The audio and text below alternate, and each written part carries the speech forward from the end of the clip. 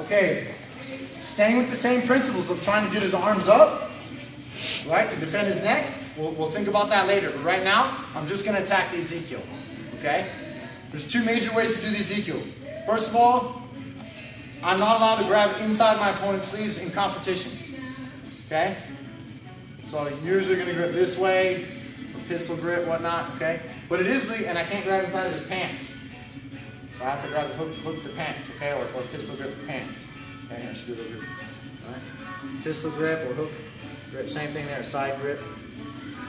But I can grab inside my own sleeves. Okay, and I can grab inside my own pants. So check this out. I've got the cross-face control here. I've got his shoulder. I've got the shoulder material right here that I grip. This will help make my cross-face. My weight is distributed this way because Cam can only roll me over this arm. So I don't want to stay center over him. Our meridian lines match up. He's going to toss me, right? So I need to have my base this way. Well, his neck right here, I can't get my knuckles in there. There's two types of Ezekiels. One where I have my hand that comes across his neck, and I have one where I punch with a fist. I prefer the punch with a fist, okay? So to get his neck open, this is what I do. I have the control of the shoulder here. To get his neck open, I put my head down and I open his neck up. You guys see what I'm talking about? He's tucking his head down like this. I can't get my hand in here. I put my head on the mat and I open his neck up. Now I can grab my sleeve and put my fist inside of his carotid. Both of my elbows are now on the ground. My fist in his neck. I'm grabbing my sleeve, 4 knuckles, underneath his mandible jawbone and into his neck. The key is actually not punching. I'm going to rest my left arm and I'm going to drive my crossface and push his head into that fist, also cutting off his blood with my crossface on the other side. So as I open his neck up, I put the fist inside and then I can drive and tap him that way. So I'm actually not punching. This just sits here.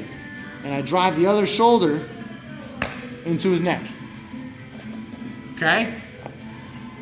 So, again, defending the neck. Right? Putting the hands high. I use that principle. I'm here. I spread his head open. I start to go here. He raises his arms up. In whatever fashion, look, now I'm here. Back up in that high mount. You guys can attack whichever way you want it. I can go for the Americanas. Right? I can go for those setups. I can start transitioning towards S-mount. Okay, so, again, I'm down, I've got my crossface, I'm here. He's defending this neck, he's just staying nice and tight, that's awesome. I just move my head along the mat, open his neck up, grab my, and notice I closed my arm over his arm. I'm not doing it like this. Get your arm involved here. Like start pushing my bicep, Cam. See how he gets his arm in there now? This is not cool, right? So when I do this, I bring my arm and body over from, I'm a little bit as tight as I can. Okay? Grabbing the shoulder, cross-face block, lift the head, bring the arm up, grab my sleeve, put the fist here, drive my shoulder into his neck. Maybe I do this, he feels this, he's like, ah, and he lifts his arms up, he starts pushing his arms, and I just go with it, and I slide my feet higher in the mount, and I get into that high mounted position again, and then here I am, toes athletically engaged, I'm pushing off of his hips, try and push me down, Cam, it's not working, I'm chilling right here. You can pound his face in, I'd recommend throwing hooks, don't miss and hit the concrete. Even if I do hit his forehead right here, this can kind of hurt my hand too because his head doesn't go anywhere. His head jabs back, or bobs back when I jab or punch him, right? Standing up, but not here. I prefer to throw hooks here. Plus, if he starts defending his face, I'll still catch him here. Make sense? Okay? Anyway, so when I got this nice high position, you guys can transfer into the S-mount type position.